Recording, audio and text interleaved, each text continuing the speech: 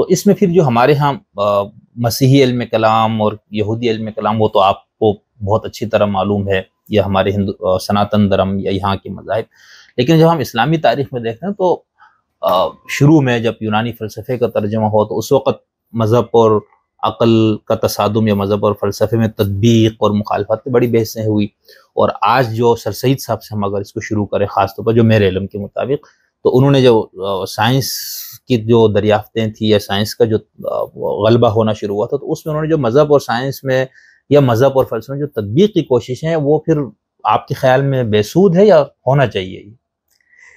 ہوتا یہ ہے کہ میں نے بھی چند دن پہلے بھی اس حوالے سے لکھا تھا کہ ہر زمانے کی نا ایک علمیت کی ایک روح ہوتی ہے، ایک ایپسٹیم ہوتی ہے، اور لوگ ہمیشہ اس سے متاثر ہو کر ہی اپنے اپنے نظریات اور اپنے اپنے خیالات، چاہے وہ مذہب سے متعلق ہوں، چاہے وہ فلسفے سے متعلق ہو یا سائنسی یا عمرانی علوم ہو، تو ان کی توجیہ، ان کی تشریحات کر رہے ہوتے ہیں. وہ پورا ایک اسٹرکچر لاشعوری طور پر انسان کے، یوں سمجھ لیں کہ اجتماعی طور پر لاشعور کے اندر وہ موجود ہوتا ہے، اس کی روشنی میں اس کی وہ تشریح و توجیہ کر رہے ہوتے ہیں.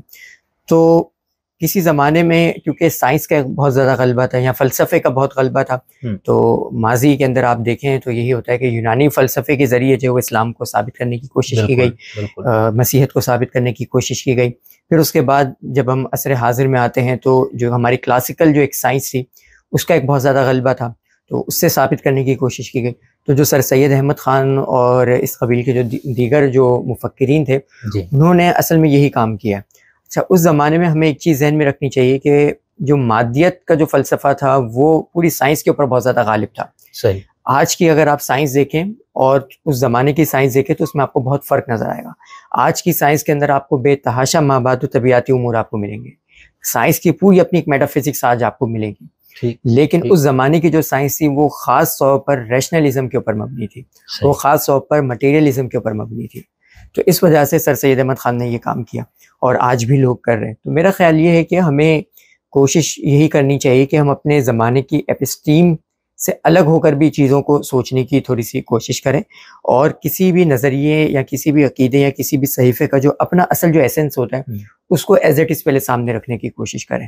ورنہ اس سے ایک بڑا جو مسئلہ پیدا ہوتا ہے جو عیسائیت کے ساتھ بھی ہوا، وہ یہ ہوا، اور ہمارے ساتھ بھی میرا خیال ہے کہ کسی درجے میں یہ معاملہ ہوا ہے اور آگے چل کے مزید بھی ہو سکتا ہے.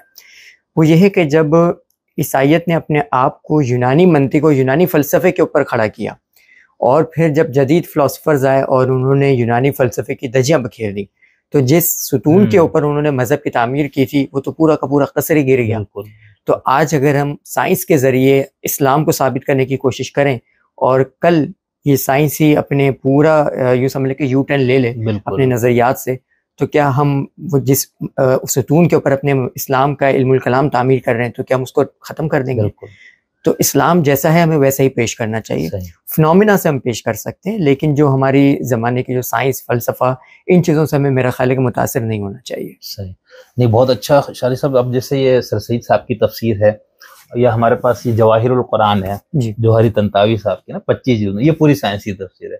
تو اب یعنی 1925 یا 30 کی تفسیر ہوگی سر سید صاحب اس سے پہلے کے، تو آپ کی بات بالکل سمجھ میں آتی ہے. آپ اس میں سے یعنی مجھے لگتا ہے آدھے سے زیادہ چیزیں غیر متعلقہ ہو چکی، یعنی آپ نے اس وقت جو سائنس کی دریافتیں تھیں اس کی بنیاد پر نے کبھی یہ دیکھو اس آیت میں یہ ہے اور سائنس نے، اب وہ بالکل ہی وہ چیزیں الٹ گئی. تشریح اور توضیح میں تو ہم سائنس کو استعمال کر سکتے ہیں. مثال کے طور پر اگر کہیں پر اللہ تعالیٰ نے کائنات پر غور و فکر کا ذکر کیا ہے، زمین و آسمان کی تبدیلی کا ذکر کیا ہے، تو وہاں پر ہم ایک پڑھنے والے کو سمجھانے کے لیے جو سائنسی حقائق ہم اس کو بیان کر سکتے ہیں، اور وہ زمانے کے اعتبار سے بدلتا رہے گا. لیکن یعنی ہم یہ نہیں کہہ رہے کہ یہ اللہ کا کلام کہہ رہا ہے، ہم یہ کہہ رہے ہیں کہ اللہ کا کلام جو کچھ کہہ رہا ہے اس کے جو مظاہر ہیں اس کی توجیہ آج ہم اس طرح سے دیکھ رہے ہیں، اس طرح سے ہم کر رہے ہیں، تو ہم اس چیز کو تو بیان کر سکتے ہیں. لیکن ہم یہ کہیں کہ اللہ کے کلام کا مدعا ہی یہی ہے، منشا ہی یہی ہے. جیسے بہت سارے لوگ سورہ انبیاء کی آیت سے بگ بینگ کو آپ نے دیکھا ہوگا کہ کہ زمین و آسمان آپس میں یکجا تھے، پھر ہم نے اس کو جدا جدا کر دیا. اب اگر آپ میری ایک صاحب سے گفتگو ہو رہی تھی تو انہوں نے کہا کہ یہ قرآن کے حق ہونے کی سب سے بڑی دلیل ہے. تو میں نے ان سے یہ عرض کیا کہ اگر آپ پرانی ایجپشین مائتھولوجی دیکھیں، جیپنیز مائتھولوجی دیکھیں، انڈین مائتھولوجی بھی انفیکٹ اگر آپ دیکھیں تو اس میں آپ کو یہ تصور ملتا ہے کہ زمین اور آسمان، بلکہ جیپنیز مائتھولوجی کی ایک کتاب ہے پڑھ رہا تھا میں، تو اس میں آغاز ہی اسی جملے سے ہوا تھا کہ سب سے پہلے زمین اور آسمان جو ہے نا وہ آپس میں ایک تھے، پھر دیوتاؤں نے ان کو جدا جدا کر دیا. اچھا تو کیا ہم اس بنیاد پر اس کتاب کو بھی الہامی مان لیں گے؟ ہم تو نہیں مان سکتے. صحیح صحیح.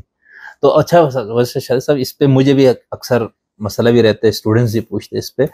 تو ہم آپ یہ کہنا، اب جیسے قرآن میں آتا ہے نا کہ زمین پہ غور کرو، کائنات پہ، اور یہ سب بہت بے شمار یعنی کہا جاتا ہے کہ 700 سے زائد آیات اس سے متعلق ہے.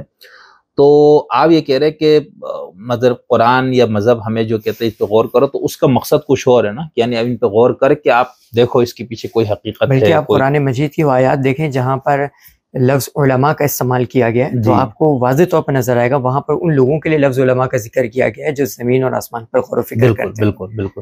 لیکن اس میں میرا سوال یہ تھا نا کہ اب آپ یہ فرما رہے کہ ہم دین کی یعنی جیسے خدا کی حکمت قدرت کو ہم نے بیان کرنے کسی جگہ، اس کی ربوبیت کو، رحیمیت کو، ٹھیک ہے نا، اس کے علیمیت کو، قدیر، جو بھی اس کی صفات کے حوالے سے، تو ہم اس میں یہ کہہ سکتے ہیں دیکھیں آج دنیا میں یعنی سائنس کی یہ دریافتیں ہیں، اس نے بتایا کہ کائنات کتنی وسیع ہے، اس کے اندر کتنی گلیکسیز ہے، اور یہ یعنی اس طرح سے ہم بتا سکتے ہیں. لیکن آپ یہ نہیں کر سکتے کہ جیسے آپ نے آیت کی طرف اشارہ کیا بگ بینگ، یہ ہمارے یہاں بہت سے لوگ نظر ارتقاء کو ہو بہو قرآن سے علامہ پرویز صاحب وغیرہ نے خاص طور پر کیا.